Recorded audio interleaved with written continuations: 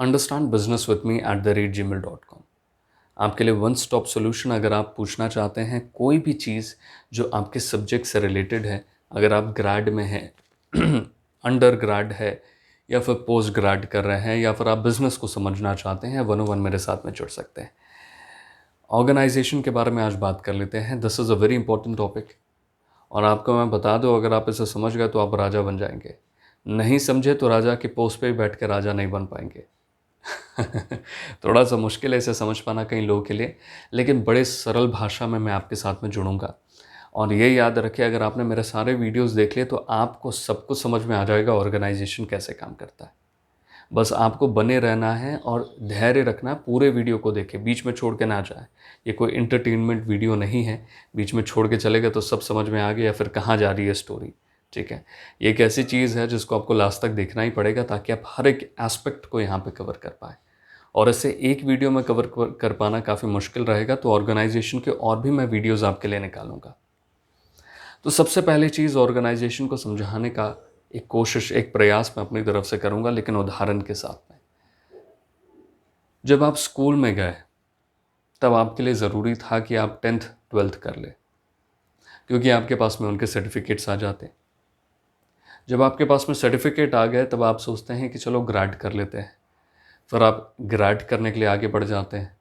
फिर जब आपके पास में डिग्री आ जाती है तब आप सोचते हैं कि मास्टर्स कर लेते हैं। मास्टर्स करने के बाद में आप बोलते हैं कि भैया जॉब कर लेते हैं। जॉब करते हैं आप सैलरी कमाने के लिए, कुछ पैसे अर्न करने के लिए।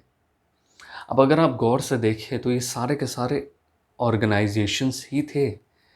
यहाँ पे कोई एक इंसान नहीं, कई सारे लोग के साथ में आप जुड़े थे। कई सारे लोग जो एक डायरेक्शन में थे, वो आपका 10th 12th करवाना चाहते थे, 11th करवाना चाहते थे, आपकी हायर स्टडीज़ को कंप्लीट कराना चाहते थे। ये उनका कॉमन गोल था। वहीं पे अगर आप ग्रेजुएशन में चले गए तो उनका कॉमन गोल था कि आपको डिग्री दिला दे और आपको वो नॉलेज दिला दे जिससे आप इंडस्ट्री में खड़े हो सकें।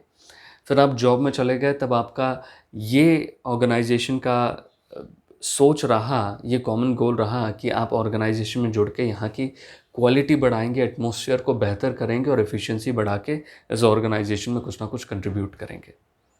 तो हर एक जगह पे एक अलग गोल था, एक कॉमन पर्पस था उस ऑर्गेनाइजेशन का। हमारा सरकार भी एक ऑर्गेनाइजेशन स्ट्रक्चर को ही फॉलो करता है। सरकार भी ऑर्गेनाइजेशन है। तो आप यहाँ तक एक चीज़ समझ चुके होंगे कि organisation is much more important और सब एक कॉमन गोल के साथ में आगे बढ़ रहे हैं। So organization is all about two or more persons who work together to achieve a preset goal. पहले से बनाया हुआ गोल, उसके ऊपर में कार्य कर रहे हैं। और एक नहीं, एक से ज़्यादा लोग काम कर रहे हैं, दो से ज़्यादा लोग काम कर रहे हैं एक साथ जुड़ करके एक कॉमन गोल की तरफ, एक प्री सेट गोल की तरफ। अब अगर आपसे मैं एक प्रश्न पूछूं कि आपका दोस्त अकेले एक बिजनेस को रन कर रहा है और आप 3 से 4 दोस्तों के साथ में, मान लीजिए आप 5 दोस्तों के साथ में रन कर रहे हैं बिजनेस को, तो ऑर्गेनाइजेशन स्ट्रक्चर को कौन फॉलो कर रहा है? फर्स्ट वाला या फिर सेकंड वाला? जल्दी से बताइए।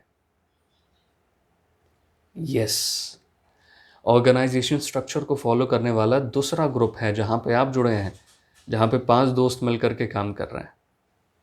सो organization is all about two or more person जो एक डायरेक्शन में एक चीज की तरफ आगे बढ़ रहा है। अब सबसे पहले एक बहुत ही जबरदस्त डेफिनेशन दिया था RC David cess.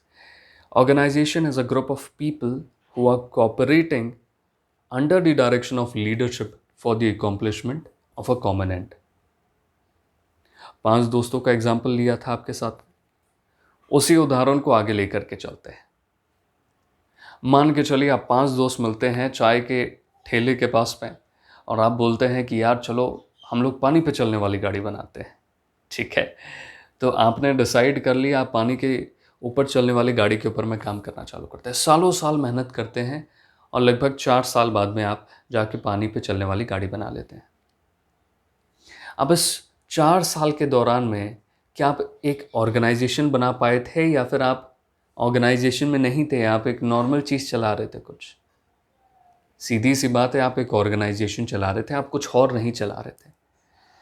So organization is a group of people. यहाँ पे ग्रुप ऑफ पीपल हैं, तो यहाँ पे देखिए आपने ग्रुप ऑफ पीपल है, 5 लोग हैं, उसमें से एक इंसान है जो लीडर बन रहा है, ठीक है, लीडरशिप है। एक इंसान जो लीडर है और वो बाकी काम को कोऑपरेट करवा रहा है। तो अब 5 दोस्तों में एक इंसान ने बोला कि चलो मैं देखूंगा कि हमारा काम कहाँ तक पहुँचा है, किस स्पीड पे हम लोग चल रहे हैं, क्या सारे ऑब्स्टिकल्स हमारे सामने में आ रहे हैं, उस ऑब्स्टिकल को टैकल कैसे करना है। और at the same moment of time उस इंसान ने अलग अलग डिपार्टमेंट्स को भी बनाया और आप 4 दोस्तों में अलग अलग डिपार्टमेंट बांट दिया।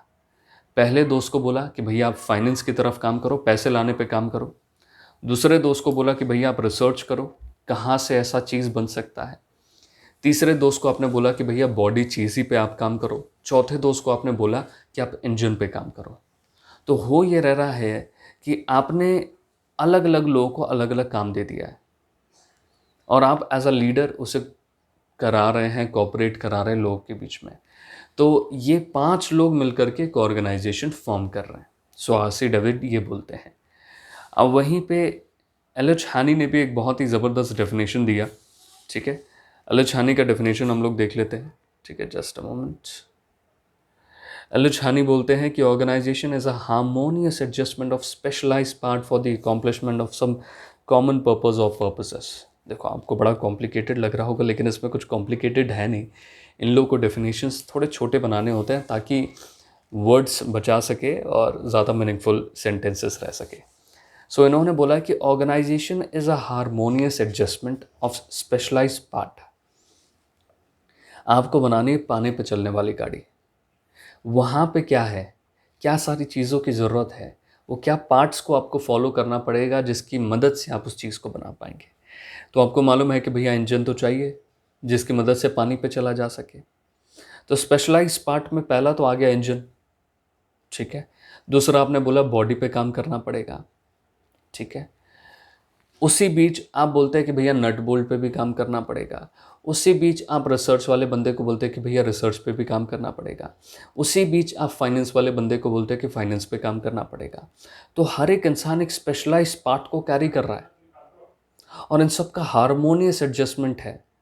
हारमोनियस यानी हारमोनी बना दी आपने इन लोगों के बीच में और सबको इस तरीके से अलाइन कर दिया है कि एक दूसरे के कोऑपरेशन की इन्हें ज़रूरत है। एक दूसरे के साथ में लोग आगे बढ़ते हुए कॉमन गोल यानी पानी पर चलने वाली गाड़ी बना सके।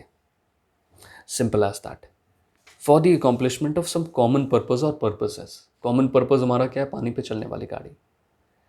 आप इस डेफिनेशन के साथ में बहुत ईजिली समझ पा रहे होंगे कि ऑर्गेनाइजेशन है क्या।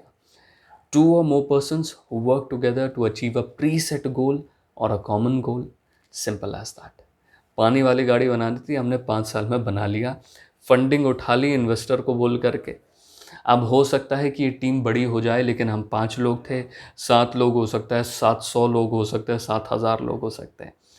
तो this is all about organisation. अगर आपको ये वीडियो अच्छा लगा हो तो आप इस वीडियो को सबसे पहले अभी सपोर्ट करने के लिए अपने दोस्तों को शेयर करें यार। तुरंत को तुरंत शेयर करें ताकि मैं आपके लिए और इंटरेस्टिंग और बेहतर वीडियोस ला सकूं। मेरे को भी थोड़ा मोटिवेशन मिल जाता है आपकी तरफ से।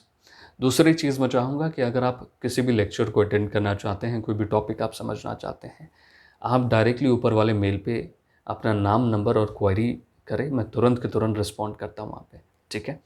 Thank you very much for giving your valuable time.